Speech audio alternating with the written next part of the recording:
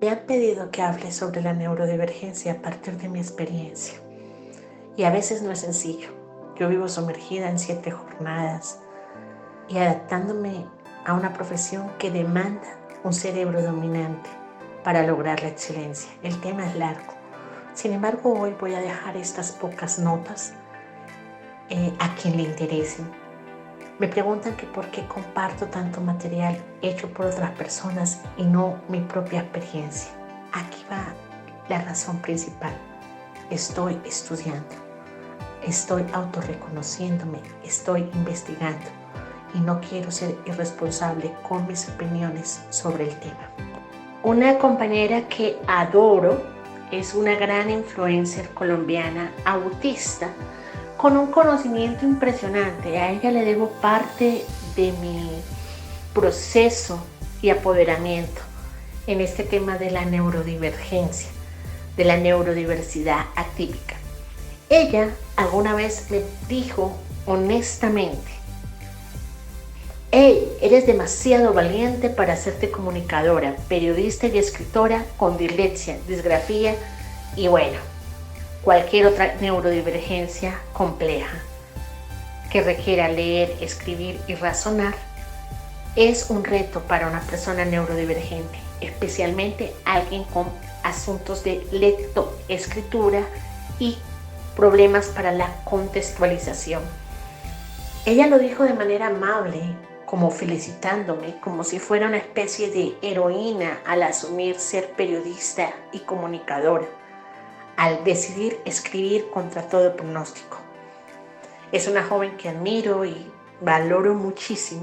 No sé si ella recuerda ese momento.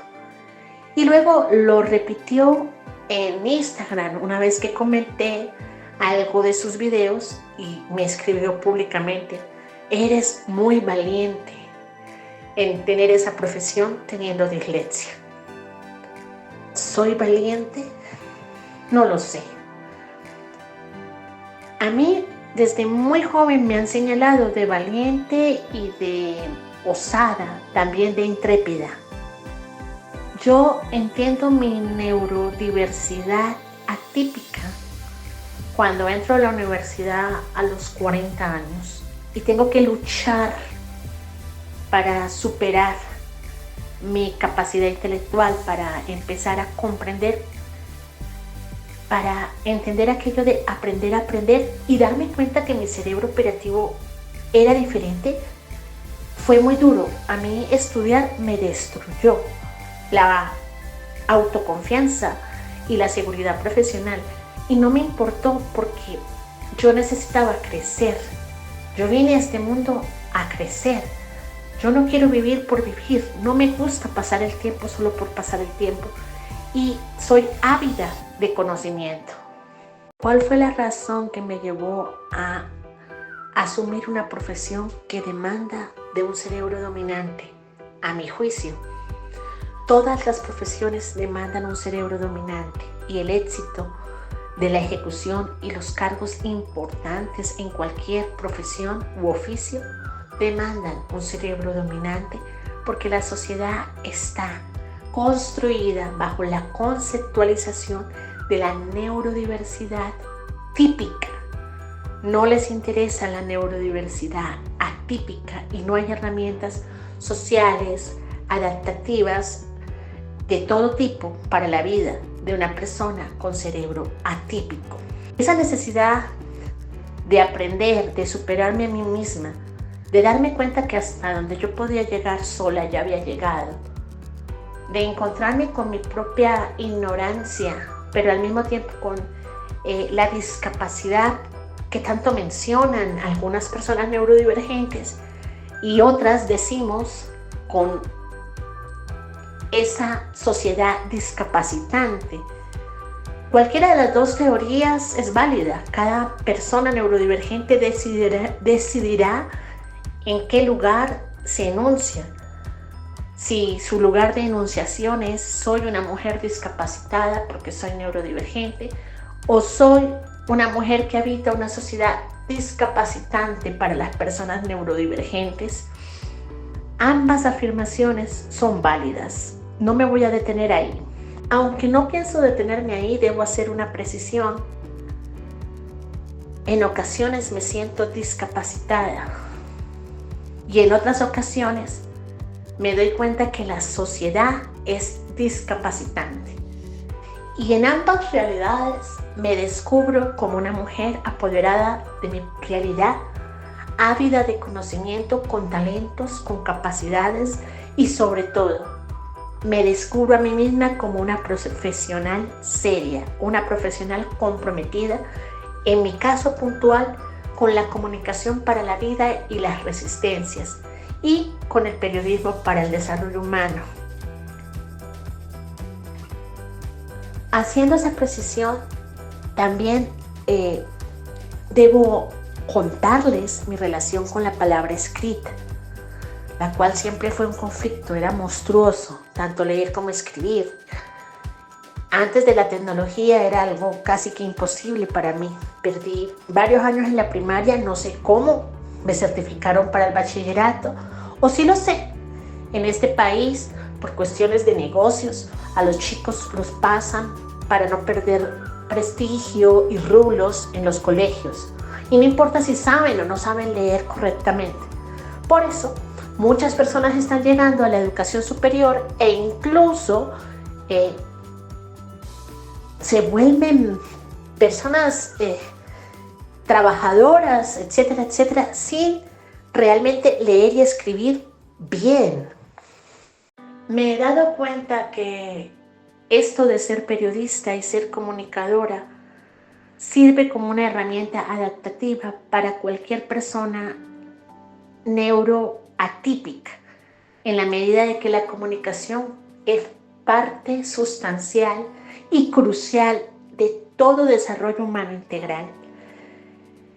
Ahí fue cuando entendí que el hacer del periodismo, la manera en que se construye un diálogo periodístico, una investigación periodística, el qué, cómo, dónde, cuándo, para, por qué,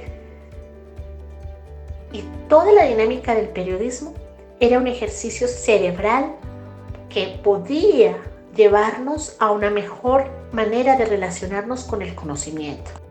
Por otra parte, me la llevaba muchísimo mejor con personas de menos edad que yo, sobre todo con las niñas, mejor dicho. Era un momento especial. Tenía una prima, en algún momento de mi vida compartí con una prima que era menor que yo varios años, ya no recuerdo si 6 o 9, y me encantaba estar con ella y con sus amiguitas que eran niñas frente a mí, pero yo disfrutaba mucho el estímulo, la música, hablar, sus muñecas. Y claro, me veía ridícula porque yo ya tenía 14 años Como diría Mar, y andaba con chiquitas de 11 años o 9. Y siempre pensé, antes de saber lo que me había sucedido, antes de darme cuenta que yo era un bicho raro, eso hizo mi historia más difícil. ¿Y por qué les cuento todo esto? Pues primero, por si a alguien le sirve, y segundo, para contextualizar, porque el contexto es mi pasión. Qué pena, pero parte de lo que soy me lleva a un pensamiento en cascada y a veces muy desordenado, y lograr los puntos de conexión es difícil, pero sí hay un punto. Aunque la palabra pero es la más desagradable de toda conversación y espero borrarla de mi vocabulario, continúo. Hay un punto. El tema es que en esa vida tan compleja, con tantas violencias, tanto físicas como psicológicas, económicas y sociales, esa niña que fui, esa adolescente que fui, esa joven que fui, encontró en la palabra escrita y dicha una herramienta para vivir. Y hablaba como un perico, claro, por la neurodivergencia que me lleva a hablar como un perico, pero eso me sirvió para enunciar, denunciar y decantar la vida. Y aunque escribía muy mal, necesitaba escribir. y aunque leía torpemente, necesitaba leer. Y hablar era un don, era una herramienta, se me daba muy fácil hablar orgánicamente. Entonces yo empecé a refugiarme en la comunicación y en la escritura. Lo hice de una manera natural, orgánica, endógena, empírica, como se dice hoy en la academia, sin mayores aspiraciones. Luego noté que me encantaba la actuación y eso era lo que quería hacer. La vida fue muy difícil, yo no logré mucho con eso, aunque me gané una beca de actuación y aprendí durante un año técnicas actorales, aprendí algo de voz y seguía escribiendo y bueno, me apoyaba en los correctores digitales. No había podido estudiar, no había podido validar bachillerato. Finalmente logré validar primaria y bachillerato, pero ya tenía esta cosita de escribir y de hablar y de relacionarme con el mundo desde ahí, desde el periodismo ciudadano. Que la razón por la cual me relacionaba con niños y no con adolescentes de mi edad, la razón por la que me gustaba tanto los muñequitos de la televisión o las actividades infantiles teniendo 14 años y 16 años, tenía que ver mucho con lo que soy. Una parte de mí no funciona como los adultos común y corriente. Y yo estaba obligada a comportarme como adulta y a madurar cuando no tuve chance. No solamente por mi asunto cognitivo, sino por los contextos biográficos.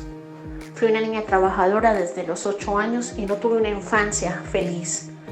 No tuve tiempo de quemar etapas, eso es parte de la verdad. Pero agregado a eso, yo tenía neurodivergencia.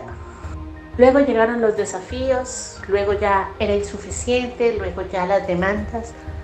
Ya no podía seguir escribiendo como una persona corriente y sin educación. Tenía que buscar más. Nunca tuve claro cuándo iría a la universidad, pero siempre lo soñé. Es más, pensé que nunca iba a pasar, pero siempre lo tuve en el corazón.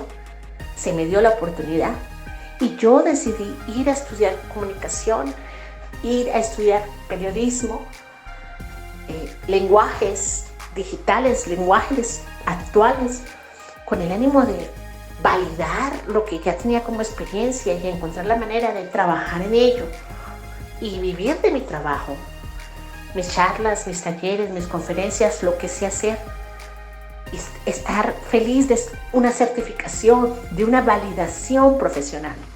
Yo entré a estudiar por un empoderamiento individual a nivel intelectual y profesional y para encontrarme profesionalmente digna de un cargo, digna de un lugar claro. Y cuando entro, me doy cuenta que no funciona igual, que las cosas no van bien, que es aterrador.